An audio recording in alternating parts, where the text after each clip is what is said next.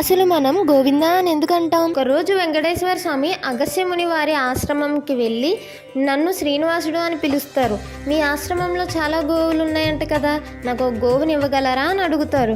అందుకు ఆ ముని, గోవుని ఇవ్వడానికి నాకు ఎటువంటి అభ్యంతరం లేదు, కానీ వేదాల ప్రకారం ధర్మపత్ని లేనిదే గోధర్మం చేయరాదు అని అంటారు, కాబట్టి మీరు మీ భార్యను తీసుకుని రండి అంటాడు. అలానే అని చెప్పి వెంకటేశ్వర స్వామి వెనక్కి వెళ్ళిపోతారు. సతీమణి పద్మావతితో మళ్ళీ వస్తారు, కానీ ముని ఆశ్రమంలో ఉండరు. తన శిష్యులు ఉంటారు. శ్రీనివాసులు ఇలా అంటారు, మీ గురువు గారు గోవునిస్తానని మాటిచ్చారు. అతను నన్ను నా సతీమణితో రమ్మన్నారు. ఇదిగో నా భార్య పద్మావతి. శిష్యులు మా గురువు గారు లేనిదే గో ఇవ్వడం కుదరదు అని అంటారు. దానితో వెంకటేశ్వర స్వామి కోపంతో తన కొండ వైపు గబగబా వెళ్ళిపోతారు. కొద్దిసేపట్లోనే వచ్చిన ఆ ముని, ఆ విషయం తెలుసుకున్న ఆ ముని గోవుని తీసుకుని వెంటనే వెంకటేశ్వర స్వామి వెనకాల, స్వామి గోవు ఇందా అంటాడు. గోవు అంటే ఆవు, ఇందా అంటే ఇదిగో అని అర్థం. అందుకే గోవిందా అంటాం.